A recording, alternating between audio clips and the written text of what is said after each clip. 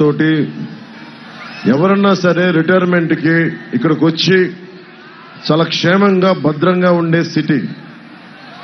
అలాంటి సిటీ ఈ రోజున మాఫియా అయిపోయింది, గంజాయికి క్యాపిటల్ అయిపోయింది, రైస్ మనకి రేషన్ బియ్యాన్ని తీసుకుని ఎక్స్పోర్ట్కి హబ్ అయిపోయింది, షిప్పుల్లోంచి వచ్చే డీజిల్ని తీసుకొచ్చి స్మగ్లింగ్ చేసే హబ్ అయిపోయింది, ఆడబిడ్డలకి భద్రత లేని సమాజం అయిపోయింది.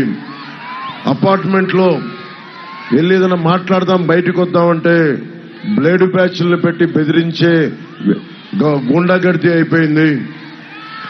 ఇక్కడున్న అశేష జనసందోహంలో ఉన్న ప్రతి యువతీ యువకులకి పెద్దలకి అందరికీ ఈరోజు నేను మనసిప్పి మాట్లాడుతున్నాను. ఎప్పుడు మనసిప్పి మాట్లాడతా, గుండె విప్పి మాట్లాడతా.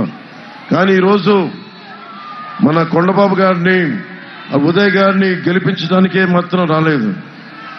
మీ భవిష్యత్తుని మీరు సరైన విధి విధానాలతోటి మీరు ఆలోచించి నిర్ణయం తీసుకోకపోతే మీ భవిష్యత్తు సంపూర్ణంగా దెబ్బతినేస్తుంది. మీరు ఆలోచించండి. నాకు అవసరం లేదు పాలిటిక్స్, నాకు పాలిటిక్స్ నిజంగా అవసరం లేదు. కోట్లు సంపాదించగలను, ట్యాక్స్ కట్టాను, సుఖంగా ఉండొచ్చు. నాకు చాలా సమాజం పట్ల నాకు చాలా బాధ్యత ఉంది. నా నేల అనుకుంటాను. జనసేన పార్టీ కాదు నాకు.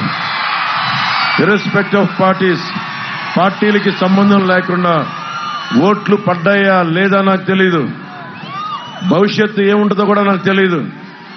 14లో ఏమి మనకి అందరికీ సహాయపడి ప్రభుత్వం స్థాపించే దిశగా కృషి చేశాను. 2019లో 2 చోట్ల ఓడిపోయాను. అయినా కానీ నిలబడే ఉన్నా. దెబ్బతిన్నా, పరాజయం పొందుతూనే ఉన్నా, కానీ నిలబడే ఉన్నా. నిలబడటానికి కారణం ఒకటి, నాకు నా దేశం, నా నేల రౌడీల చేతిలోకి వెళ్ళడం నాకు ఇష్టం లేదు. నాకు మీరందరూ చదువుకున్న వాళ్ళు కదమ్మా, మీరందరూ దండం పెడుతున్నాం. ఇందాక చొక్కా ఇప్పిన యువకుడిని చూశాం. మీ అందరికీ ఏముండదు కోపం.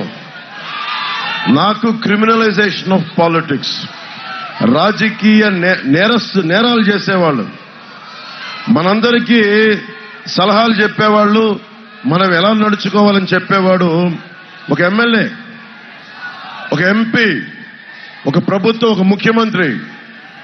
ముఖ్యమంత్రి